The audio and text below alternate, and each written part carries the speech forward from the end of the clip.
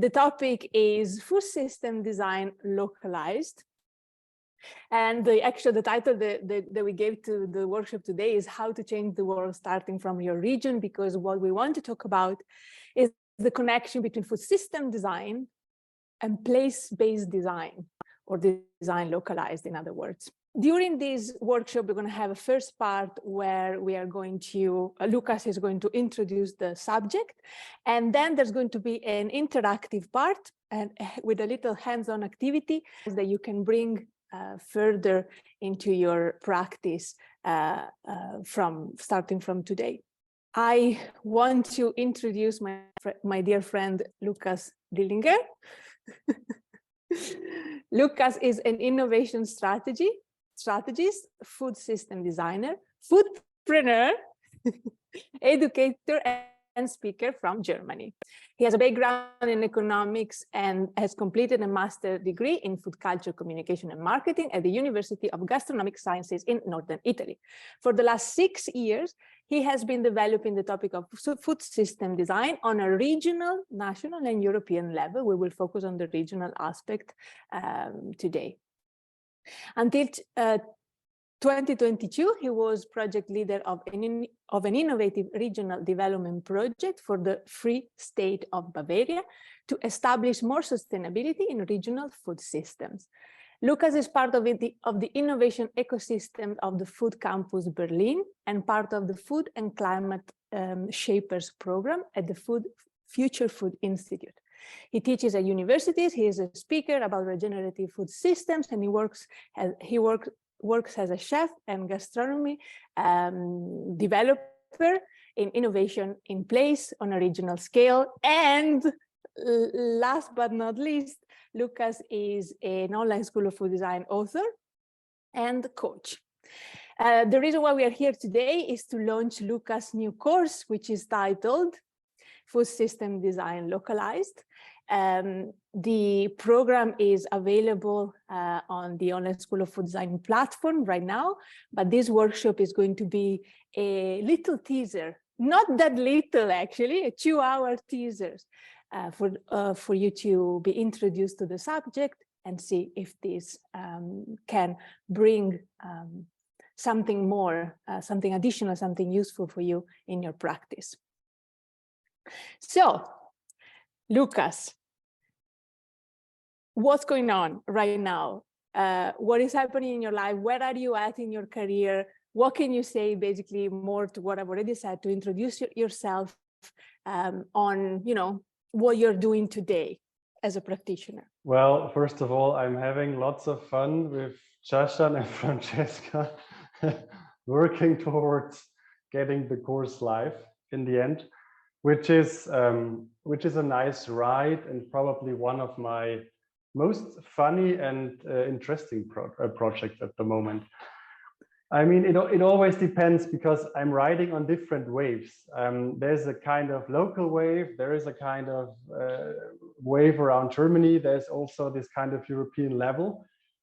But what I really am aware of at the moment is that those people who work within localized systems like regional development frameworks, tourism sector, even big retailers or a ministry or universities, they are really interested in this kind of food innovation in place thing, which I will explain later on. And I think they realized that even if we live in a super global and globalized world, we somehow need to find our roots. We somehow have to reconnect to the place where we work, live, and do so many different things. And so this kind of working field is always getting more interesting. And it doesn't matter if it's a university, a big company, or even just a regional development project with a small agricultural farm, for example. They all somehow want to put their kind of business model and system in this local context. And I'm helping them to set up this innovation ecosystem. I'm helping them to tell their story, and I'm helping them to make their kind of business more sustainable because I connect them to the region they are in, even if they are operating globally. And this is quite interesting at the moment. Brilliant. Thank you so much. It is indeed very interesting. And I think it's also the reason why we were so happy to collaborate with you on this project and to host in a way your course in our platform and to have you here today, because food system design is a huge discipline. It entails many things. It's something that it's looked at very often from a global perspective. And for many reasons, it's also often considered a bit daunting. We'll talk about this later. Whereas I think that everything becomes easier and more something that is easier to connect with when we bring it down to our region, whatever we mean by region, which can be a geographical region that has been defined with, with a border by somebody, or it can be a more self-defined region in a sense, I think. So I love this fact. I love that we're looking at food system design with the perspective of making it localized and in a way targeting our impact to the place that we know, the people that we know. Brilliant. Lukas, I would like to ask you if you want to introduce this topic to us. And I think this is the moment of this little workshop where we can enter your mind a little bit and see the world through your eyes. So first of all, welcome everybody. Thank you for joining in today. What I'm going to talk about now is something I normally talk in German in so many different regions around me. And it's a huge pleasure, and I'm really honored to do this today in a more global context, because I really think there is a power within this story and within this topic. And I really would like to learn the adaptive, transformative, innovational case, how all those regions across the world interact and adapt this kind of thinking. So I'm also super happy to connect afterwards to just discuss about so many different cultural aspects you also may have in your region. This is why I somehow invented this approach, because it's adaptable everywhere. And so I can learn a lot from your cultures too. So our food can be the key to solving the biggest challenges we face. And we somehow never really know where to start and how even to take action. But redesigning food systems is an urgent matter. It is a responsibility, and it is a super amazing job opportunity. And you now have a look at the food designer's work, and you get an idea about the broad working field and what you really need to get this job done and ongoing. And just to describe this kind of online course I created, the course Food System Design Localized supports all people around the world to take action now and locally in their food system.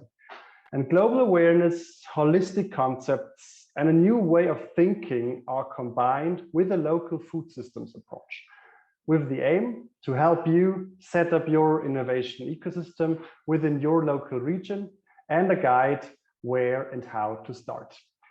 Because valuing food in a local context with a new mindset can be a really interesting action journey. I will give you lots of insights on the approach, on how to deal with a concept which is called guiding questions, about the set of minds, about how to live and set up food innovation in place. And we will deep dive into a case study in Lower Bavaria, where I had the project lead for 2 years. And perhaps if I don't take too long, we can dive a little bit into an edible experience event we created. So how to approach food system design localized? It's quite simple in the end, because you just take the current state of your food system, you arrange global knowledge, and you try to adapt it. And this kind of new input, which you will be given by the course, helps you to shape and execute new kinds of activities. And this kind of transformation is taken part between two things. It's a set of regenerative mindsets you're going to develop, and it's the knowledge about how sustainable food systems are, or how you experience sustainable food systems wherever in the world. And from this transformational part, you are envisioning your future food system, because you have to take step by step a leading action towards this kind of vision. And always be aware that this is an iterative process. So you don't start and stop, you start it to get it ongoing.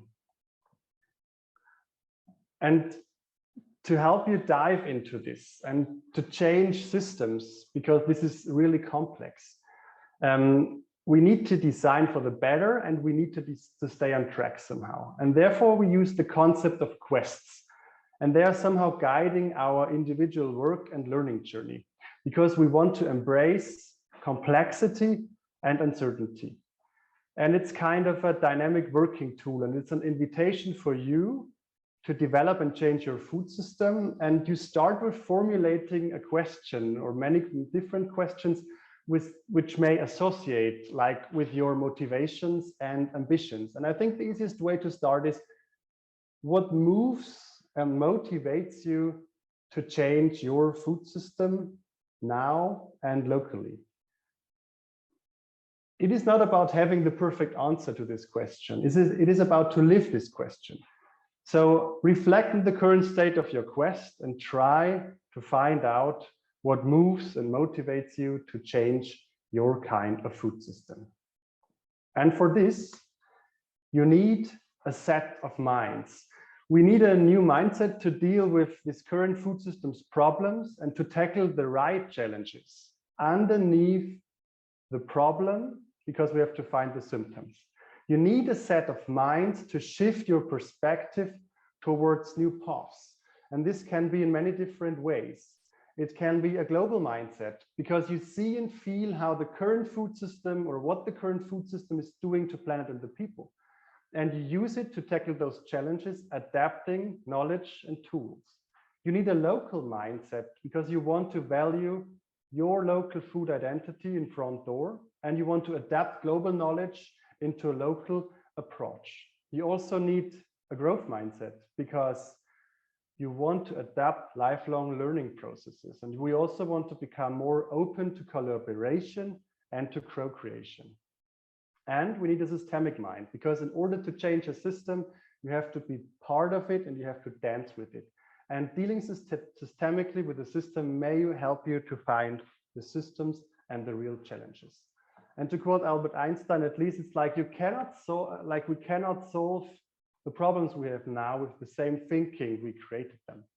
So there has to be a big change. What about the concept of localization? The quote from Bill Reed, the principal of the Regeneres group, helped me to really develop this kind of approach, because he said, you cannot save the world, you can only save regions. And this is truly energetic, and it's changing our narrative and guiding question from how can we redesign our food systems, which mean, okay, where to start, into how can we redesign our local food system. And every region is unique in culture, people, flora, fauna, landscapes, and climate, for example. And the approach on this kind of re-regionalism and you being a regional weaver helps you limit your space of action in a positive sense by localizing it. And connected to food, we are using the concept of regenerative development for transforming our food systems on a local scale, with the aiming more self-sufficiency and places that nourish its people sustainably from within. Now we are diving a bit into the local case study, how to develop a food innovation ecosystem with a real case example from Lower Bavaria. Thinking and moving food forward. This is kind of my personal credo, and we now switch more into practice. And we have a look into a local case study about the culinary region of Lower Bavaria, located in the southeast of Germany. And this will help us to connect the different dots in also the different topics I was mentioning before. Let's dive into a new innovation ecosystem and a region which is unusual, down to earth, and quite diverse. I think we really have to think out of the plate, and this is a combination out of different factors. Firstly, the future of food, because we are facing culinary transition. What are we going to eat in the future then? And keeping the value of tradition while being more open and innovative is the credo. And being aware that the best way to save your grandmother's recipes is to innovate them in the end. Secondly, the importance of our consumption. We must understand that eating is an agricultural act. With every meal we eat, we have automatically produced a piece of land. Mostly in the Western countries, we consume twice as much as we're actually entitled to. And this has to change. Thirdly, education and awareness on our different consumption patterns. The change and transformation always begin with the awareness of something. And this is why we need education, because how do we create awareness? Through knowledge and, yay, through design. It is about combining social responsibility with our diets and somehow change the consumer behavior as the basis for our culinary future. And in the end, the fourth point, how can we, because we have this local approach, combine regionality and sustainability? And using the region's identity to weave food value networks is in the end. The more we pay attention to our regions, the closer we are into it. And we realize we want to live in the region that sustains itself from within and therefore is more sustainable for the coming generations. So how does this thriving food system look like? Sustainability within a region is established by addressing the needs of a region, the stakeholders and the planet. But we need new approaches. This leads us to a thriving food system. And this is exactly why we need all of you as a broker, as a bridge builder, communicator, translator, implementer, visionary, call it whatever you want, because you understand your region's food culture and you know the people there. And this really helps you to start with less barriers, with the aim to build knowledge and trust within a collaborative and transparent food system. We had a clear assignment, or different ones here. We want to bring good and regional food back to the center of society. We want to inspire the people in this special region, Lower Bavaria, for the food front door of the region. We wanted to create more encounters between the people along the supply chain. And we wanted them to discover the huge diversity of this region. And this culinary enjoyment in the end can just be lived responsibly, because this is which makes the system alive. Our aims and visions were quite clear. Establishing this strong network from farm to table and making the foodscape landscape more visible. And this kind of sustainability along the supply chain you just get by activating a special stakeholder group, which were the chefs, making other people more aware of the genuine Lower Bavarian cuisine and combined with the contemporary food culture. Yay, fusion, right? And to describe the Lower Bavarian food culture a bit more in depth, I try to describe it with a dish which is called Pickelsteiner. And the Pickelsteiner is a typical Bavarian stew made from various types of meat and vegetables. And before cooking it in the stove, the ingredients are filled up in layers. And if you want to get everything on your plate, you have to dig a bit. And this describes the food culture of this region quite well, because if you don't dig, you will not experience the food culture. And what I did there was digging a lot in the end. How did I dig? I tried to establish an approach which was developing the culinary region of Lower Bavaria as a platform for networking, bringing people together, for marketing, the food identity, for communication, because communication is key, for more collaboration, and for education, to bring global knowledge into a region and transforming for the better by adapting it. And the outcome was a culinary region of Lower Bavaria, which has always been like this, but is always a bit different. So the culinary region connects food culture, the unique character of the people, the nature and the landscape in this region with future-orientated impulses.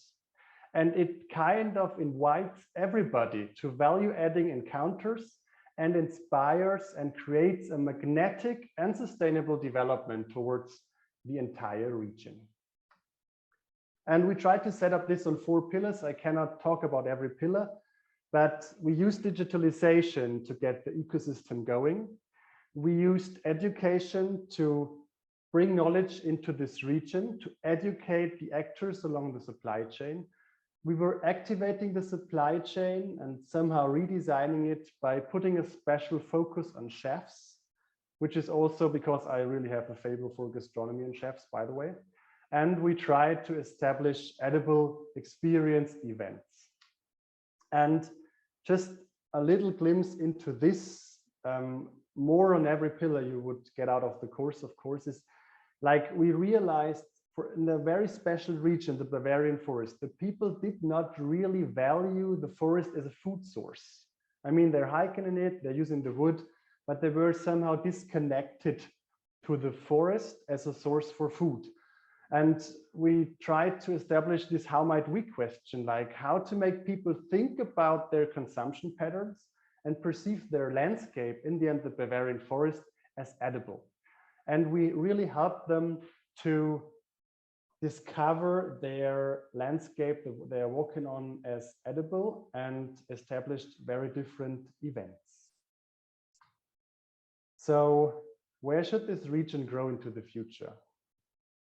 It is already a benchmark, because a lot of people told me they somehow didn't think about Lower Bavaria being so innovative. So check on this. And we want, of course, to have this future-orientated gastronomy, but with the regional competence, craftsmanship, super interesting supply chain, also fusion foods, not about just about the traditional part. And new projects are establishing all the time there, and there's a compact network which is helping itself very nice out. And it is a catalyst. It is a catalyst and inspiration for other regions, because now they come to our region, try to experience what we somehow try to establish. And food is this kind of connecting element.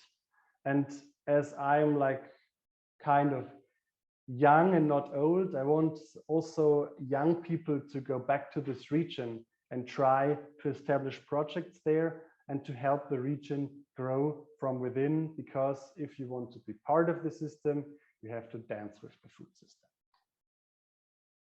This was kind of the insights about the online course Food System Design Localized, and the approach on how to develop food systems on a local scale. So if you want to dive into, check out the online School of Food Design. And by the way, Francesca and Chashan, thank you so much for this possibility, because I could put all this information which was saved in my brain into this platform. What I think is beautiful about your perspective is that what you give through your course is your experience. It's like a huge case study of something that you've done. It worked, you had beautiful results, and then through that, and now through that, you can teach your step-by-step process to people. Talking about the process is quite interesting, because don't think that my process works everywhere. It's about the mindset, this kind of ecosystemic thinking, a lot of examples where and how it worked out. And it's just about adaptation, adaptation, adaptation, because every food culture is super unique. And It's like walking the talk. It's like walking the project. Make it ongoing, involve actors. Otherwise, it does not work out. And I'm quite sure the results are going to be super different, just 50 kilometers away. How did everything start for you? And how did your journey into understanding this value of designing for food systems sort of begin then? I think it's easier to connect the dots afterwards, after you did kind of this journey. I think it's a mix out of several factors. It's about me living somewhere else, but still strongly rooted to the region and nature where I'm from. It's about meeting the right people, being lucky. It's about studying at the University of Gastronomic Sciences. It's about having a really nice and supportive network. And it's about this idea that everybody should have kind of an entry point to good food, no matter where he or she comes from, no matter how much he or she knows about food, whatsoever. And I always try to design those systems which are for everybody. The knowledge of the course might be not for just the normal consumers in the end, of course, because you have to have an interest about food, probably trying to change your profile and so on. But this kind of mission is good food for everybody. I mean, it sounds super simple, but I am designing since years now. And I realized after the first person came back to me, like, since I was working with you within the project, I really changed my consumption pattern. I realized that this is really going to work, because if you get one, you can get hundreds. And so I'm making my way through it. Awesome. Thank you, Lukas. I wanted to ask you, and we have talked about this a little bit, but so, there's this perception, I think it's shared by other people, not just me, that for many people, for many designers, for many creatives, entrepreneurs, etc., food system design seems like this huge thing that belongs to someone else, that someone else is going to figure out. It's not for me. I've studied product design. I've studied gastronomy. I'm just an event designer. I don't do food system design. So there's this thing, this assumption sometimes that food system design, it's big, it's difficult, and somehow I hope somebody else will deal with it, and I hope I won't have to do anything in my daily practice. What would you say to people who have this perception of this discipline? I think you have to differentiate between different pillars. So there's this super professional world outside with all the designers, with all the study designers, with all the sometimes really complex systems they're working into. So if you have a system designer, they are getting underneath the system, trying to figure out every point, which is super, super complex. And as an own interest about me, I did some educational work for myself to learn how to design resilient and regenerative systems. I mean, of course, this is not for everybody, but I liked to learn on this kind of level. And what I want to tell the people outside is, having a systemic mind doesn't mean you know all the concepts. Having a systemic mind means if you do something in the system, there's always system change, if it's good or bad. And of course, we need professional designers for so many different positions all around the world. But if you really have a growth mindset, and if you really want to have impact, and you really want to start somehow, you can use this systemic mind, and you combine it with this local approach and with some global projects you already experience. And then you try to establish this in your kind of own region, or wherever you live and wherever you're placed. And I think this is the difference between a real designer and the course content I want to educate the people on, because it's about impact. And if you want to start, you can get this kind of package and you can go on and design yourself for your region in your way, because there is no special solution in it. And it's the same like you read, you want to make an application for a company which you really like, right? And what you do is reading the description, and they tell you you need 10 years of experience.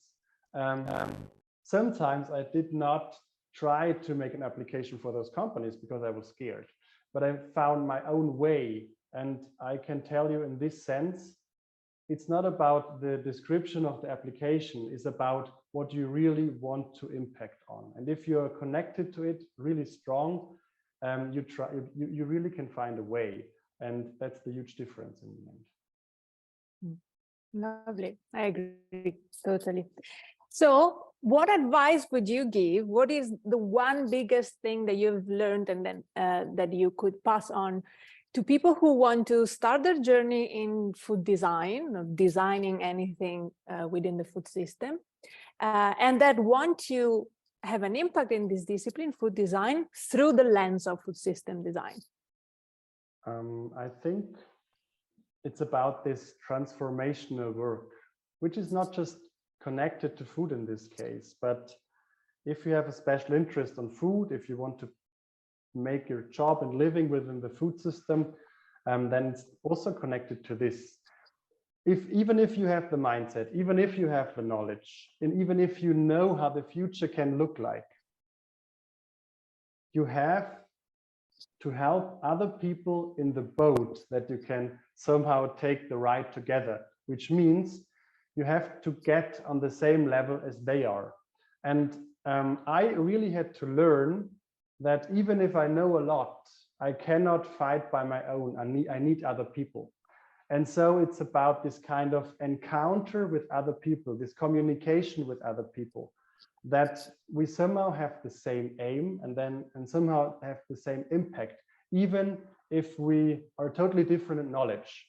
And this kind of collaborative approach was for me the most important, because if I don't understand what the people want and how the people think, I can change anything. Awesome. Lukas, one more question. Let's take a little step back and clarify something super important for everyone. What is your definition of food systems design? Or what is it that makes someone, like Ashley just mentioned, be able to call themselves a food systems designer? Because it's kind of like food design, a very broad and gray area as it's shaping up. Hard question, because food system design is not easy to define, and I don't want to really kick a definition out there, but it starts with the awareness of kind of framework, setting, and the behavior of the actors within the food system you are in. So this is the kind of systems mapping approach, is systems thinking, and the awareness of the global problems, that we have those planetary boundaries, that we have to apply new mindsets, tools to those challenges we have, to be more innovative or to live this kind of transformative innovation. And it's a combination. So you have the local food system, you have the global awareness on tools and the challenges we face, and then it really continues. And this is kind of the execution part, that you adapt those global concepts within the local bioregion, for example, interacting with the actors on your locally unique region. And if you start this step, you already make your food system a bit more sustainable, because you started the conversation, you started projects, and it's about to make an innovation ecosystem out of it. So for me, designing is like, we had this last time in when we did the Instagram online session.